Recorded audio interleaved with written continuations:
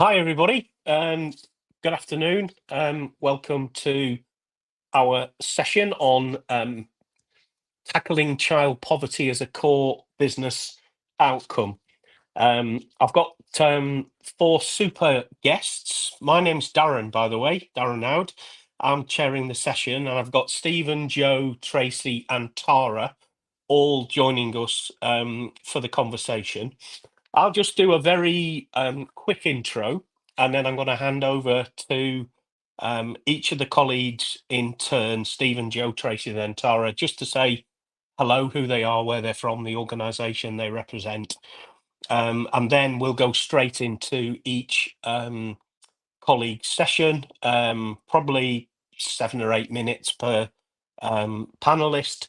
And then we've got a couple of questions, and then hopefully we'll get some riveting questions in the chat. Just by way of introduction and a bit of a health warning, I'm not a child poverty expert, which is why I've got some very clever panelists with me, but I'm now an independent consultant. But some of you may remember I was actually the chair of the National Social Value Task Force for 7 years until last year.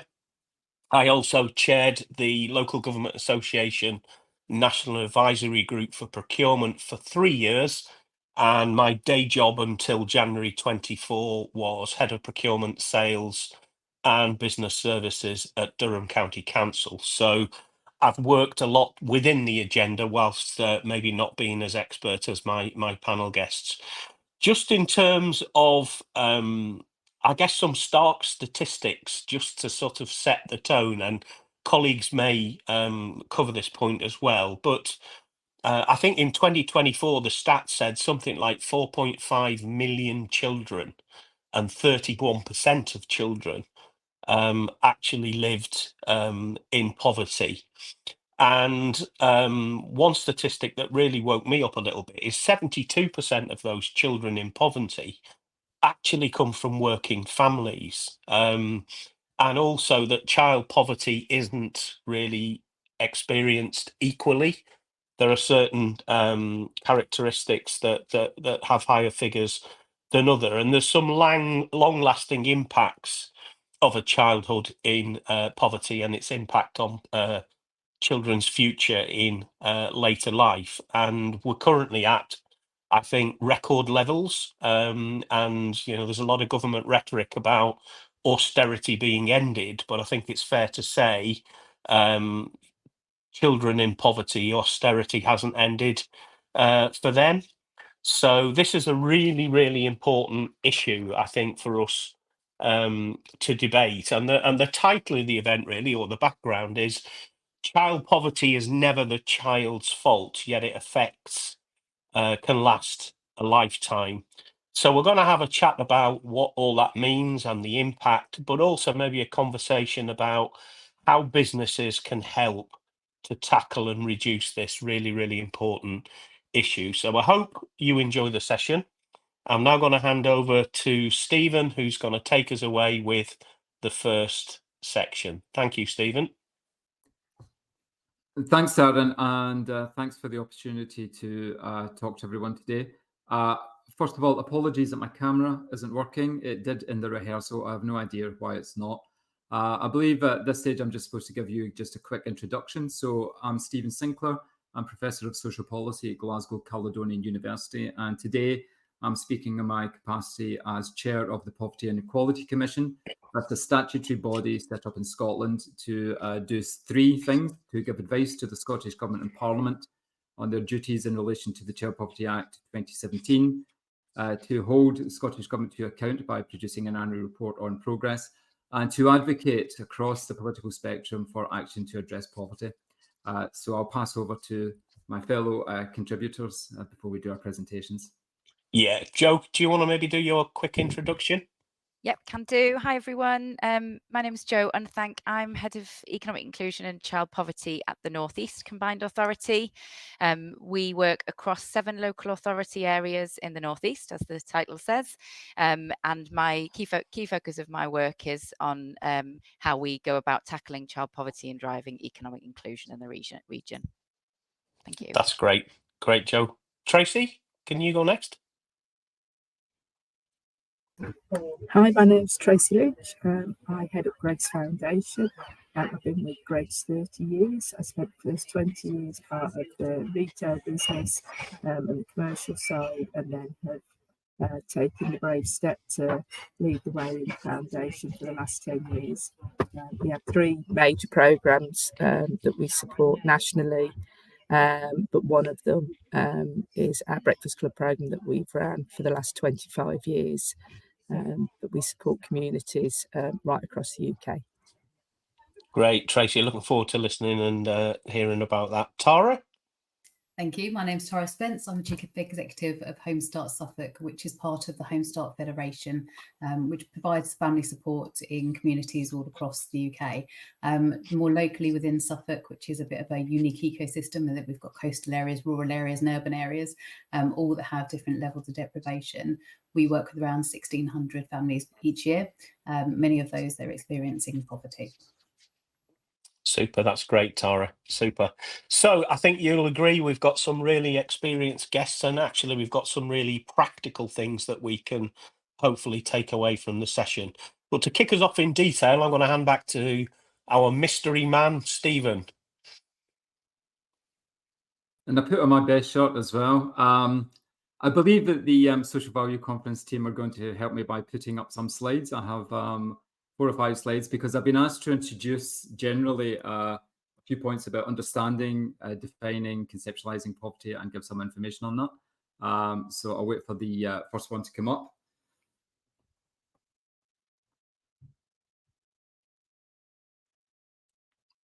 And maybe the second one to come up. Thanks. Okay. So I'm be very happy for these slides to be shared. If we could move on to the next one, please, I'd be grateful. So I'm sure that you know all this, but it's just so that we can share a common understanding of what poverty means, how it's thought about, and some of the issues that arise when we debate it.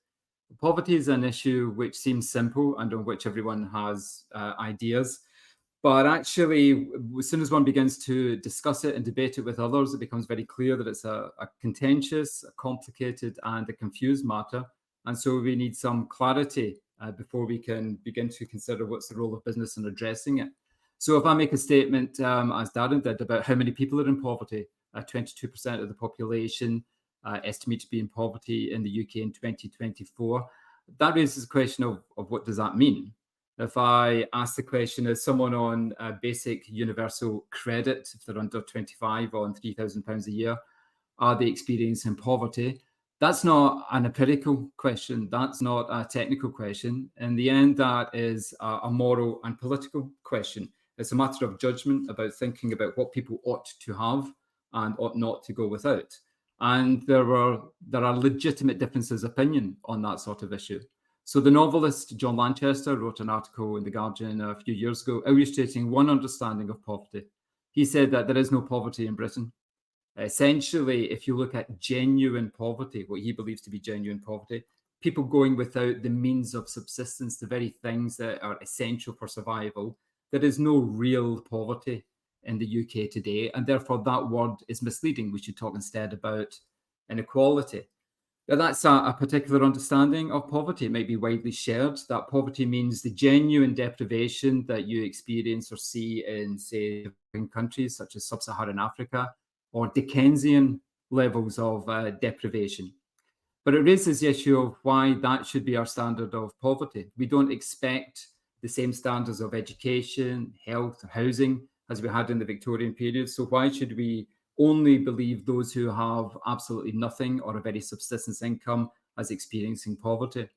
And that view that poverty means the essentials for survival was the justification for the UK government essentially eliminating the word poverty from most of its official pronouncements in the 80s and most of the 90s. However, just because the issue was denied and alternative phrases were used doesn't mean that the issue actually disappeared. And we now do have official definitions of poverty. We use 4 different definitions. We won't go into the details of all of those. But if we can see the next slide, we can see some of the figures on poverty trends using 2 of these measures. This compares trends in the UK level between children and people on retirement pensions, using two of our measures of poverty, the relative poverty line and the so-called absolute poverty line. The relative poverty line is the one that usually gets the headline. It compares people's living standards to median living standards this year. So it takes 60% of median household income and looks at how many people have an income below that. There's a few issues of adjustment in taking into account housing costs, which complicate the matter. In contrast, what's called the absolute poverty line is better really regarded as a fixed point poverty line. It takes a base year, usually 2010, or a period of a significant change of government. We're using 2010 at the moment in our official figures, and estimates what was 60% of median income in 2010 and how many people are below that now in 2025. So these are indications of the technicalities and the judgments that have to be made as soon as we start talking about who's in poverty, how much of it there is, and what's happening. Leaving the technicalities aside, if we look at the story that we can interpret from these graphs, it's a mixed picture, but quite a positive story in some respects. Pensioner poverty is significantly lower than it was before, and that's attributable to quite a number of things, including the actions of businesses. So there are indications that policy and changing economic systems can have an impact in reducing poverty. If we go on to the next slide, please. That doesn't tell the whole story. These figures indicate that there are certain numbers in poverty and there are certain risks between different socio-demographic groups. But central to the poverty is people's experiences. So either some equal statistics are quite stark, which give you an indication of what people are experiencing. 4.5 million children are estimated to be in poverty using the relative measure at UK level. 2.4 million children have experienced food insecurity. 1 million children have used a food bank, or the families have used a food bank in the last year in what is still a very rich society. We see lots of testimony about what poverty is like. So I could have used any number of sources. This is quite old. I use it because it's my commissions. It was before I joined the commission, so I can boast about the quality of the research without any blushes. But these sorts of statements appear in lots of other studies as well. The Changing Realities project run by the University of York. And it just shows you the sorts of extreme circumstances and choices that people have to make. Scared to turn on the oven, scared to turn on the heating, living at home because they can't afford to go out, going without eating. Parents make enormous sacrifices so that children don't suffer from poverty, but so do children sacrifice things so that the parents don't get embarrassed. They don't draw attention to school trips, for example. They don't go out with their friends because there's costs involved. They reduce the demands on the overstrained resources of their families and make considerable sacrifices. And that's an indication that much of poverty is hidden. It's hidden in the home. People feel ashamed and are stigmatized when they experience poverty. So they go to great lengths to hide it. So we have figures and we have testimony, but these might not be seen in the life around us. If we go into my final slide, please. The question of this section is, what can business do to make a difference? And here are just some issues that for consideration and discussion. The Scottish Government have come up with a strategy to address poverty and identify 3 key drivers. And when they're articulated, it seems so obvious that they don't need to be mentioned. But in each of these 3, businesses have a significant role. So to reduce poverty in the UK, we need to increase income from employment. That's an obvious role for businesses. Reduce household costs and increase income from social security. So the latter might not seem like a business responsibility, but businesses can do an excellent amount of work to increase the income from social security from their staff. They can provide vouchers, they can provide subsidies. And in terms of cost of living, we are aware that it's expensive to be poor. There's a poverty premium.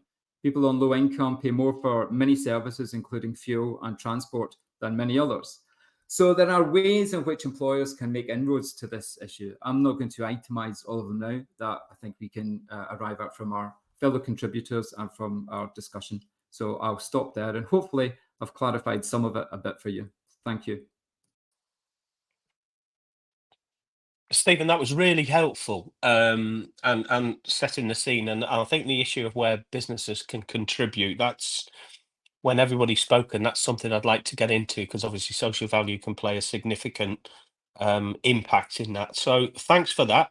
We're now going to hand over to Jo, who I think may have a short video for us. No videos. I've got slides, no videos. Oh, that's a shame. I was looking forward to a Sorry. film. Okay, let's go My to the slides slides, will be Jo. excellent, I promise. I've seen them.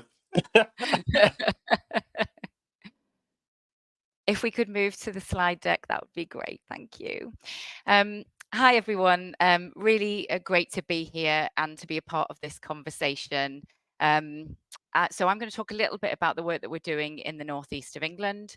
And when I talk about the northeast of England, I am particularly focusing on the north of the northeast. So the area for which I'm responsible goes from County Durham in the south all the way up to the Scottish border in the north.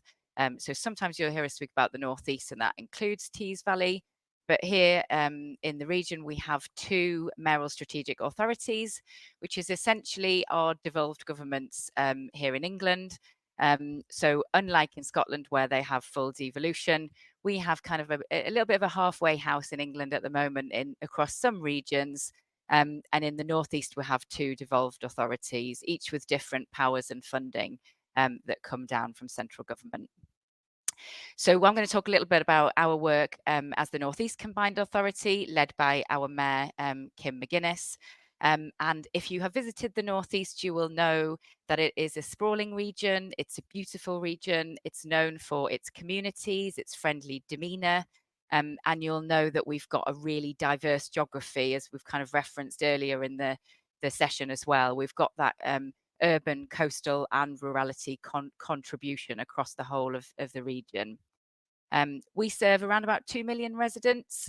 And as I said, as the devolved authority for the region, typically you would expect a mayoral strategic authority to be focused on very economic things, infrastructure like roads and investment in business, etc. But what you'll see through my presentation is a little bit about how we framed that in the Northeast, as we see child poverty as something that's really holding the economics of our region back. So if we go to the next slide, that would be great. Thank you. So just a tiny bit of context, just to add to the picture that Stephen's kindly kind of painted for us there in terms of the challenge in relation to child poverty. Unlike Scotland, in England, there is no statutory duty in relation to reducing the levels of child poverty. Yet it's still a really, really important challenge for the entire country, and particularly the northeast of England. In our region, we've got, similarly to national, around about 30% of babies, children and young people growing up poor. And that amounts to about 120,000 children, which is absolutely staggering.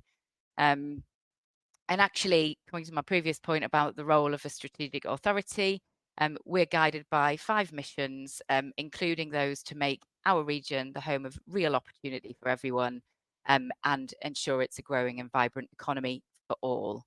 And it's absolutely clear from the evidence and from speaking to our communities across the region that tackling child poverty is absolutely critical and integral to achieving both of those missions.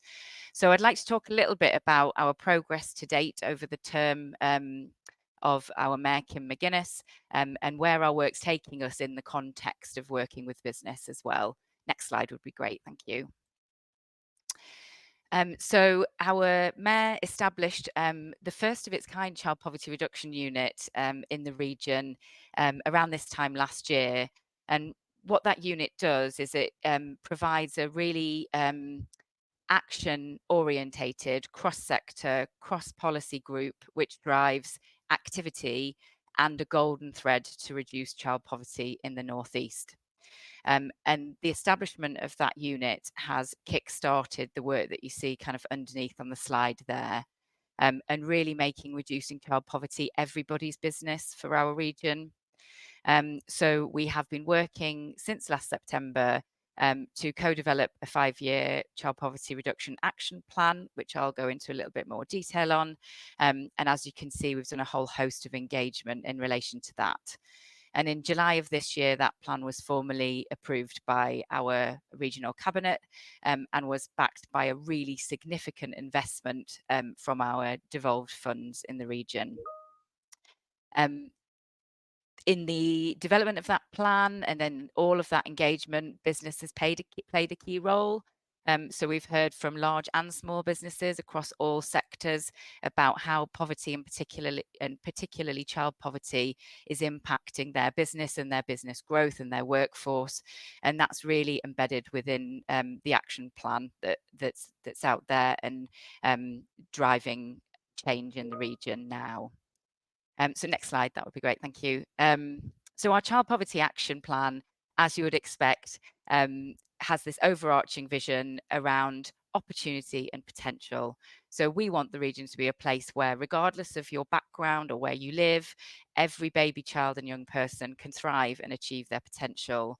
And really the plan centres around tackling some of those structural challenges so that outcomes and opportunities for young people are plentiful and fair. So the 3 strategic priorities within there, there's a few words missing from that slide, I'm afraid. The first is supporting children and families in the here and now. So that includes doing what we can do together to help families to maximise incomes. Some of the things that that we've talked about already in terms of good pay and benefits. Secondly, breaking down the barriers to opportunity that poverty can bring, including by collectively investing more in giving babies, children and young people the best start. And then finally, tackling the longer term structural challenges. If this is like a jigsaw, this slide, isn't it? Tackling the longer term structural challenges, including those challenges that will help to make work pay for more families, because actually in our region, we have that same challenge around in-work poverty. It's not just the case that people who are out of work are struggling to make ends meet. It is indeed the case for people who are in jobs as well. So we want to create that infrastructure of opportunity for more families. Next slide, please. But most crucially for me, within that action plan, which is a call to action for the whole of our region across business too, is the ways of working. So we pledged to take a really strong intersectional approach. So thinking about the whole family and not just a child, and to ensure that reducing child poverty is an absolute golden thread in not only every decision and investment decision that we take as a combined authority across all policy areas, but also for our partners across health, across DWP in the region, across business, across the voluntary sector. And we recognise, much as Stephen's referenced there, that there are certain kind of groups of families or individuals who are more likely to experience hardship than others. And we really need to focus our resources and efforts on supporting those people. So these include single parent families, for example, the large majority of whom are headed by women, families with children under 5, families with 3 or more children, where there might be somebody in the household with a disability, for example, and kind of housing status affects people's likelihood to be experiencing poverty too. So through all of our work, we're focusing on how we can specifically support those groups of people. So the next slide, if you could move to the next slide, just gives you a bit of an indication of where that investment that Cabinet committed is going to in terms of activity. And I'm not going to kind of talk you through all of it. I just wanted to give you a sense of the breadth of that, really, because hopefully you'll be able to pick out that what we're looking to do is really tackle some of the diverse challenges and barriers that families experience. So from employment and working practices all the way through to childcare, through to health, through to benefits and how they interact with work, for example. Our investment is looking to take specific steps on those things. And then moving to the next slide, the wider programme of work within the Child Poverty Action Plan really does span all policy areas and stakeholders and partners in the region. So again, that just gives you a sense of the work that we're doing across the Northeast to bring together absolutely every lever and element of investment and practice that's taking a place across our region to make sure that it speaks to this challenge and makes a difference. And so I just wanted to end on the final slide. If you could move to the next slide, that would be great. In terms of the role of business, because within that action plan, which is, if you go on our website, you can find it there, but is absolutely a document, a working document for every partner in the Northeast. business is really fundamental within that plan, and I think has a really critical role to play if we are to see that kind of turn that we want to see in the region in relation to child poverty. The plan, the investment, the work that we will do is absolutely an economic intervention. It matters to all businesses operating in and into our region, and it's a call to action for everyone. Employers play a really powerful and critical role, not just through things like wages, but also shaping the conditions that help families to thrive, and in turn our communities and regions to thrive. As a business, you can drive and platform really good work practices which can lift your workforce, a community, and even collectively the region out of poverty. So our first call to action for employers is actually to look inward and to get their own kind of house in order. As an employer, your greatest leverage is through your own workforce and employment practices. And by doing so, you can raise the bar for other businesses too. And I think we would put a challenge out to businesses not to kind of jump to things like corporate social responsibility investments and programs, and to just take a step and look at what's happening for their own workforce in the first instance by, those steps that they can take around job quality, pay, of course, the living wage, if that's a possibility, but also things like stable and secure contracts and the flexibility that you offer families, and in particular, some of those groups that we've mentioned, including single parent families.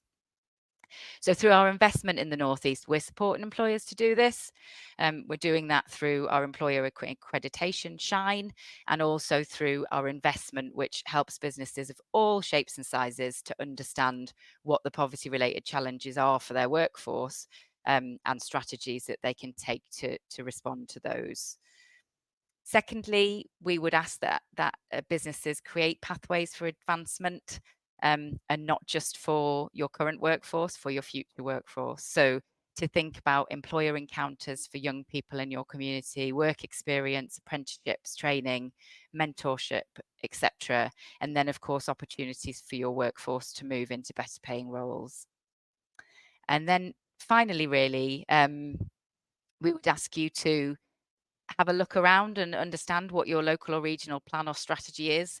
The likelihood it's very well thought out, and it'll identify the things that you can do as a business and the unique drivers for your communities and the actions you can take to make a difference. So, for example, here in the Northeast, we're looking at things like childcare, we're looking at in-work poverty, and we are, we've invested support for businesses to respond to poverty in those contexts.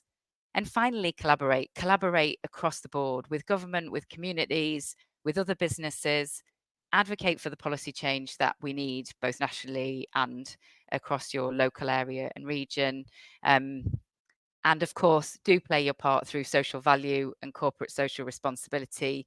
But again, do that in partnership, thinking about your strengths, your specialisms, how you can respond to what strategically needs to happen in your region.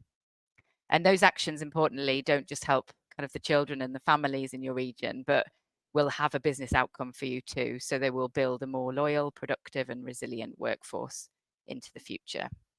So no videos from me, but I will end there. Thank you, Darren. I think you've got it cracked. So I think that's really bold. I mean, that was really interesting. And as a resident of County Durham, it's really encouraging to see.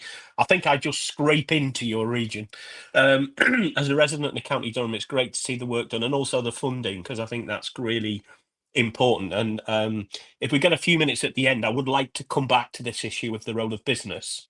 And I think really as a takeaway, obviously there's a lot of good interventions here, but specifically what collaborative social value working with business and the third sector maybe could help in this regard. So I'd ask you and fellow panelists to hold that thought. I'm now going to hand on to Tracy, who I think might have a video.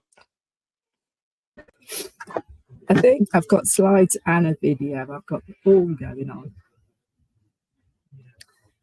So if we can just click along and move along again, please, Becky. So just to give you a bit of history about Greggs. Greggs is a business of over 80 years. It is a North East business. Its origins are there. It's still based here, but we're obviously a national organisation now. It was always a very philanthropic business. It's a family business, and it always supported its communities. And I always use this little photo here of pie and peas suppers that it used to deliver and just give its pies along to gather pensioners in the days when we only had black and white film. It's grown a lot since then. It formally became a proper foundation and a trust in 1987. And to date, since it's been a formalised charity, we've given away over £50 million to communities right across the UK. We've really stepped up in the last 10 years and given away 35 million of that. That just so happened to coincide with my arrival. Perhaps I'm a bit of a spender. And then breakfast clubs. Breakfast clubs started in 1999. There's a film, hopefully, that will show the history of how they came to us. But again, over the last few years, they've really hugely increased. Some of the reason for that is need. And some of the reason for that was we became a safe pair of hands to help to deliver that. So if you could just jump on to the next slide. So just give you a quick view of how we get our income. So we're not completely run by Greggs. About 60% of our income comes in for Greggs. This is a constantly moving donut. We get 1% pre-tax profits. They also give us some income from some products on sale. We also get some income from their outlet stores where they sell their second day products off. So we receive some of the incomes for that and put that back into those communities. We were lucky enough when Greggs became a PLC to be given a gift of shares. That's now a wider portfolio. We've got an investment, so we can take an income out of that.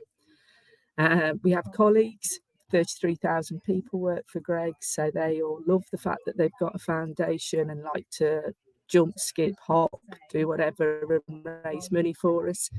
And then we have some external funding, and we work with other partners and other funders to deliver some of our programmes. So moving on to the next one. Why schools? So why did we get into supporting schools? Well, the film that we'll run hopefully in a minute will really explain it, but mainly because Greggs are in those same communities. We are historically, Greggs were based in some of the poorer communities, and then on some of the poorer streets within those communities. They were often alongside schools and things, so we were always very close to those that needed our help. We also had bread, so that made it very simple to help. We knew it helped the working parents, and those working parents were either members of the shop teams or customers of ours, so we knew that it helped them by offering their children a safe place to be in the morning. And there's been oodles of research over the years done that will tell you that if a child goes to school hungry, the chances of them being able to retain information and overall attain as much is really limited. What we later learned as we got on with the programme, that actually once we had a good programme, that we could engage others to help us move the programme on. So I'm hoping now you'll all get a little film. Now let's see if this works.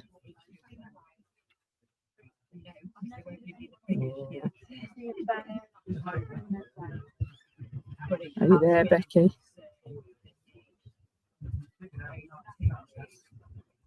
Just in perspective, I joined the business. I'm told it's coming, Tracy. I just like Having to built up the. I'm Dame Norma Redfern, and in 1986 I became the head teacher in West Walker Primary School. And I knew when I came to West Walker it was in a very deprived area, to be quite honest, and things were tough. And I think the community were feeling sort of left behind, because years ago, 30,000 men and women used to go down this road to the shipyards, right? And of course the government close the shipyards. So we had a community that felt as though they'd been left. Nobody cared about them. And I remember one day we were getting very concerned and upset about children coming to school and feeling sick and wanting to go home. And there were those children who used to dally in about, and there was no urgency. Attendance, the national average then was about 95. Our attendance was in the 70s. If you want children to learn, they've got to come to school, haven't they? And I remember one of my nursery teachers come in and said, if somebody hasn't come in but they're sick. I said, well, give them some milk and a biscuit. And after a while, it became very apparent that many of these kids didn't have breakfast. So I remember one of my teachers said, why don't we start a breakfast club? But where would we get the food? That was another thing. Well, this is great. So anyway, we went to local businesses. We got this call from business in the community. And he said, we're here, you have a breakfast club. Would you mind us come for a visit? And on the way out, Mike Darren was saying what a great thing it was we were doing. And I said, you could help, because you were in a bakery, don't you? Even if you could just give us the bread for the toast, that would be a great help. And he sort of looked and he said, I think we could do that. And then a fortnight later, I just got a phone call and said, don't worry, we're going to fund your breakfast club forevermore. So make us say. And everyone couldn't believe it, really. So it was fantastic. So that breakfast club just grew from strength to strength. And I didn't have to worry about it. Greg's took all that burden off our shoulders, and it was amazing.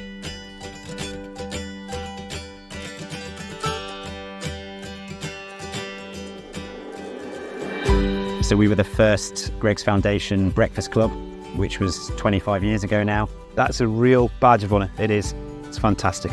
And knowing that the support from the Greg's Foundation continues to grow all over the UK is a real comfort to me as a head teacher. You need to make sure you connect the family to the school, and when that happens, then we find that we can start to help them flourish in terms of their education and learning. We can make sure we're buying what families need, whether it's healthy, cultural foods, that it's varied, even investing in the garden so that we're cooking what we grow. They're understanding the importance of a nutritious diet and how that then benefits them on a daily basis to be able to take part in exercise and to be able to live life as well as being able to concentrate. I would say the children are in school on time. They're literally sat in their classrooms by 8:45, ready for the day to start, so it impacts in a positive way on the children's learning. The demographic spread of the children who come is really diverse, which is fantastic. We have working parents dropping children off. We have children coming to take part in sport activities that we put on for them. I wanted to ensure that children had a good start to the day. I wanted working parents to know that there was a safe place for their children to go to, and the Breakfast Club has impacted on academic achievement because children can sit and read, they can practice their spellings, they can develop their social skills. The Agents of Change is an enrichment programme delivered into primary schools across the UK, focusing on different elements of health, well-being and sustainability. For the children to be learning about those healthy lifestyles and healthy eating through a programme that engages them because they're on a mission and they're agents, it's very exciting for them. Education programmes like this are really important for the Greg's Foundation to support because it really fits with the Greg's pledge to deliver healthy, sustainable communities. We've been really grateful to be able to access the hardship fund through Greg's, which we can access as one of the Breakfast Club schools so that we can tailor support to some individual families in need. Hardship is a significant part of underachievement in my school.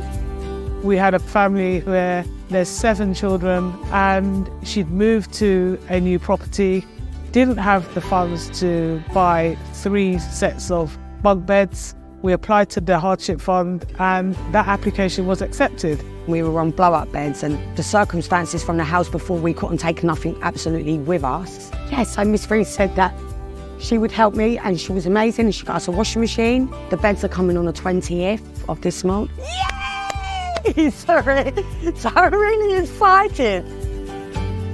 I have to tell you, the benefits of kids coming for a breakfast are just immense. the greatest learning takes place between 0 and 7.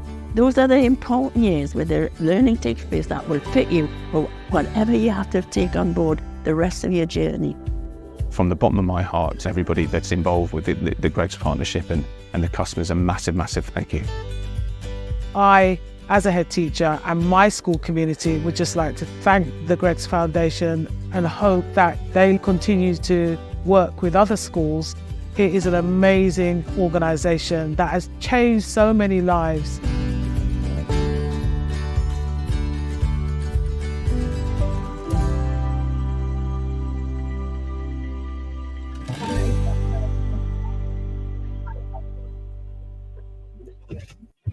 There we go. Thanks, Becky. If you could just drop back onto the slides.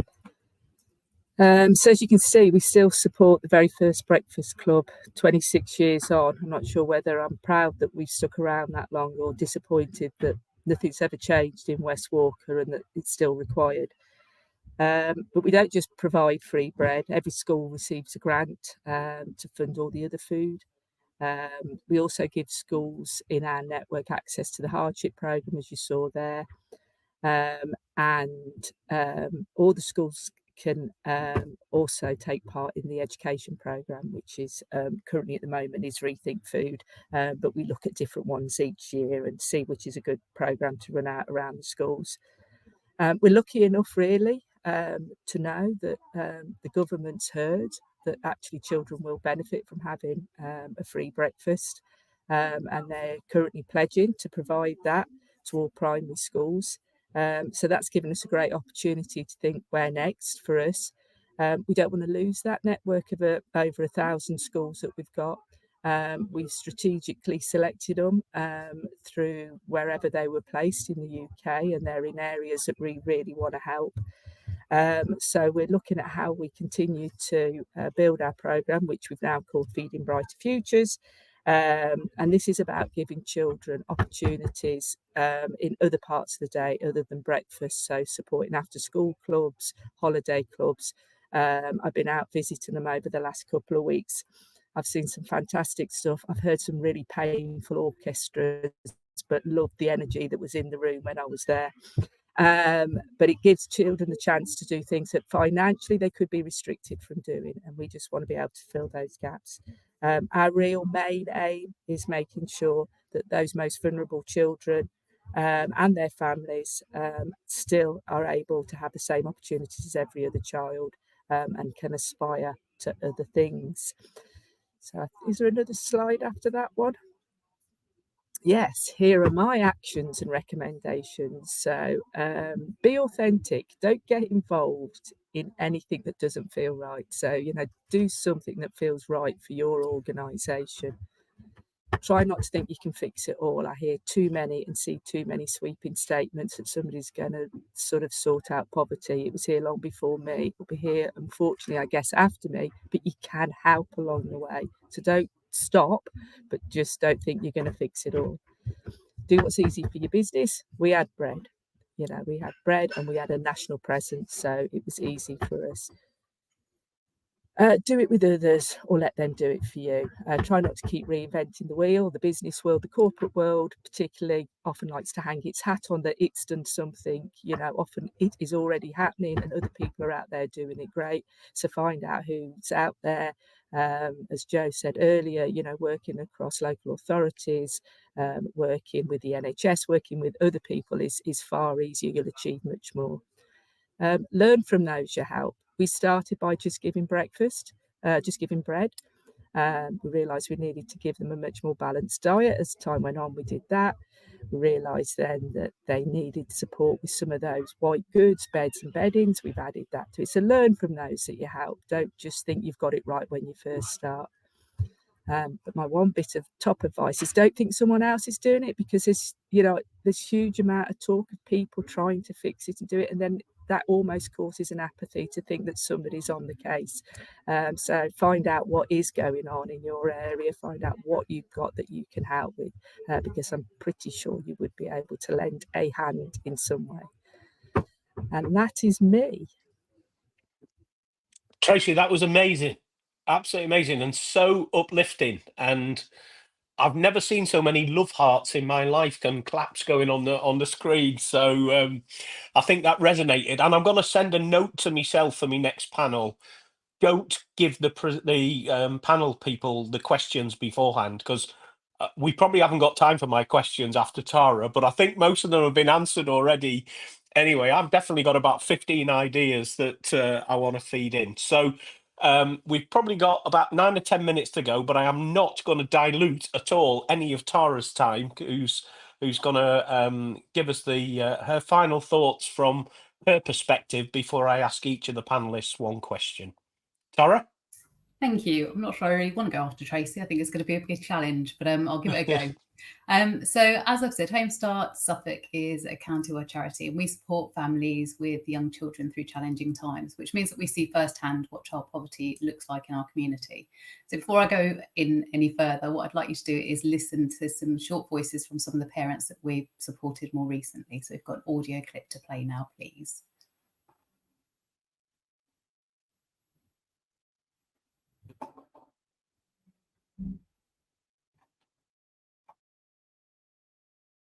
What to pay first? The rent, the bills, the food. Is nothing left there. Which money left for buy something for the baby? I'm alone here. I don't have family. I don't have no one.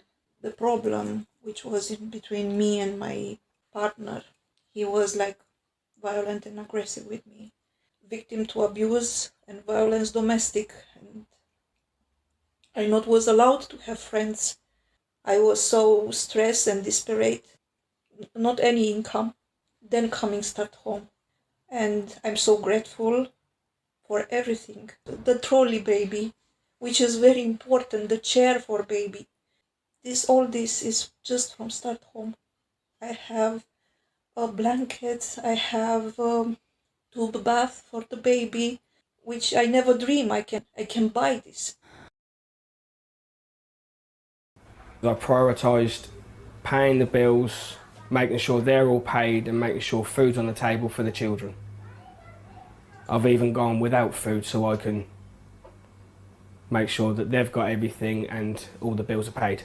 There's a lot of times I will wait until the children are in bed and I will sit there, I will have a little cry because I go through finances and everything else and I just don't know how I'm going to do it.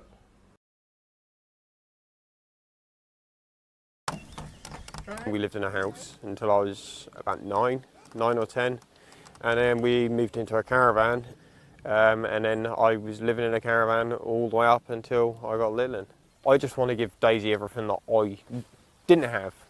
It's like my reading and writing. I want to progress in that, so as she gets older, I can progress with her.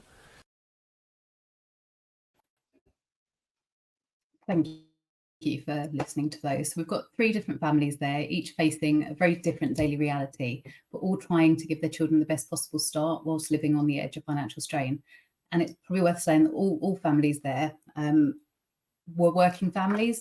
The first family worked up until 2 days before she gave birth, and the others, all families have 0-hour contracts or very much tourism-based employment, so work certain parts of the year and not other parts of the year.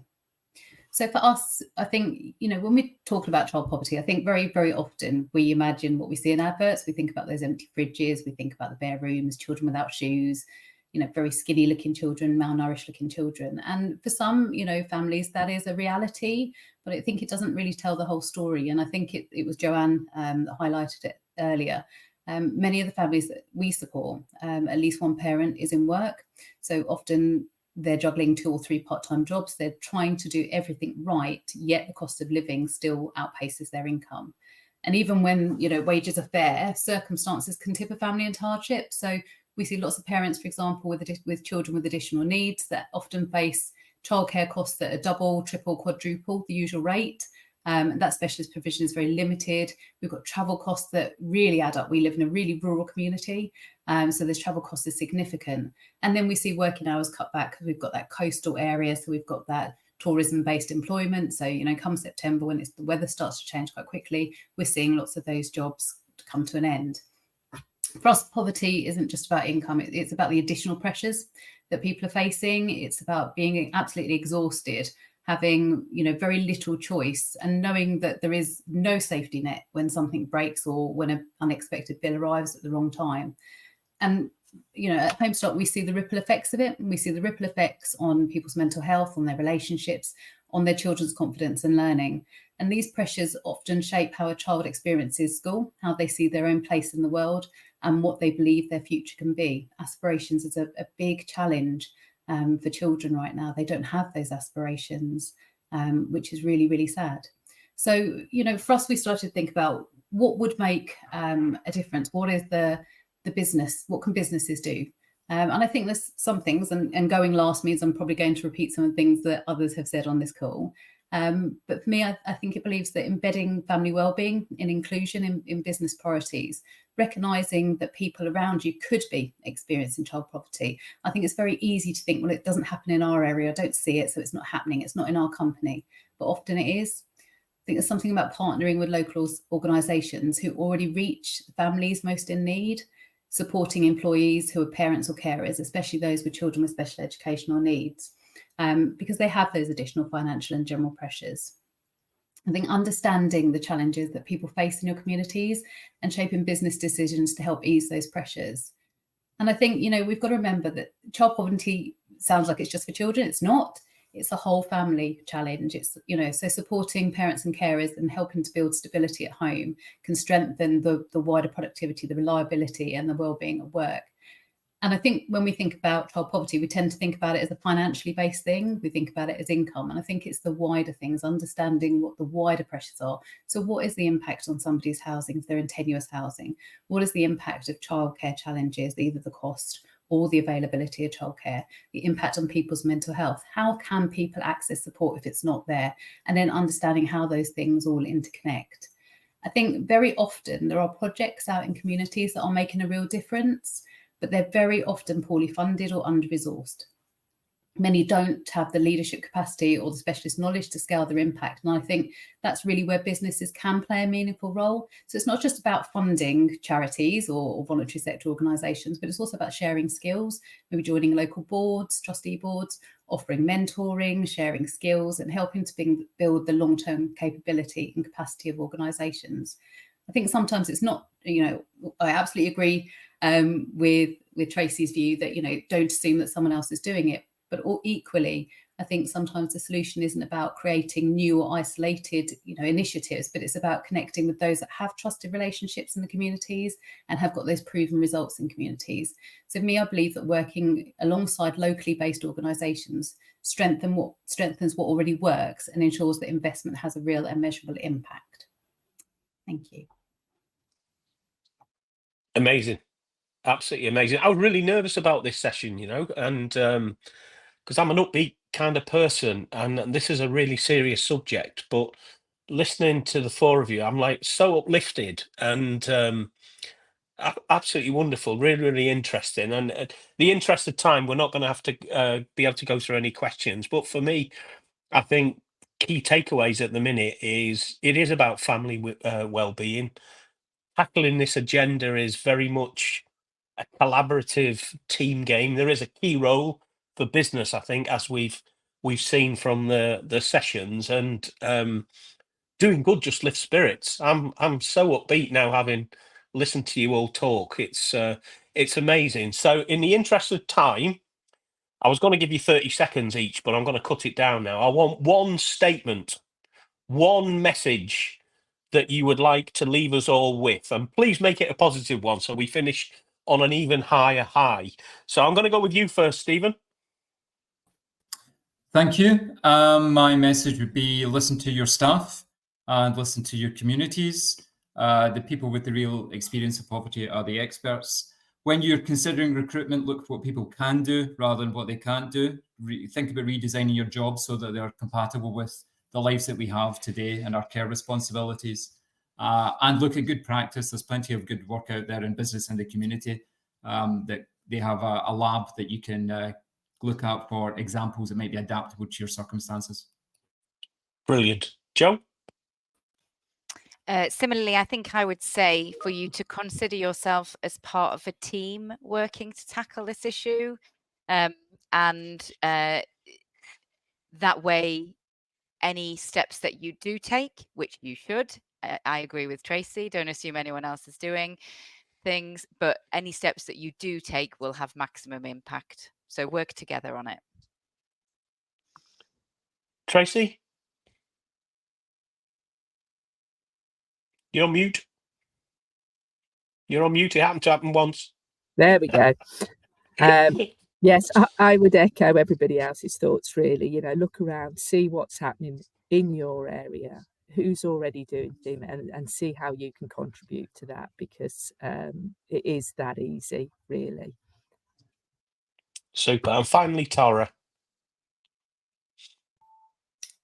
I think however you do it, help children to see that a future is possible, give them the aspirations they need. That's the most important thing. You need to be able to see a future to have a future.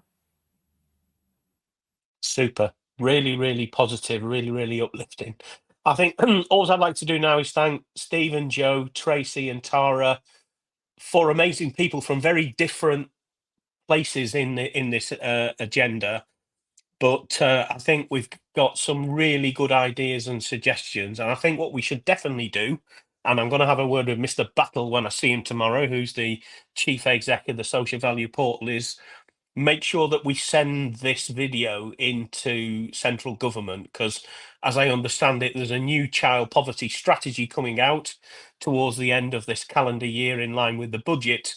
And we need to make sure all these ideas and suggestions are fed in, notwithstanding other important issues regarding social security and to child cap benefits and stuff. But thanks everybody. I hope you found it interesting. This is probably one of the most uplifting Tuesdays I've had in a long time. So thanks everybody for your contribution, and we'll see you next time.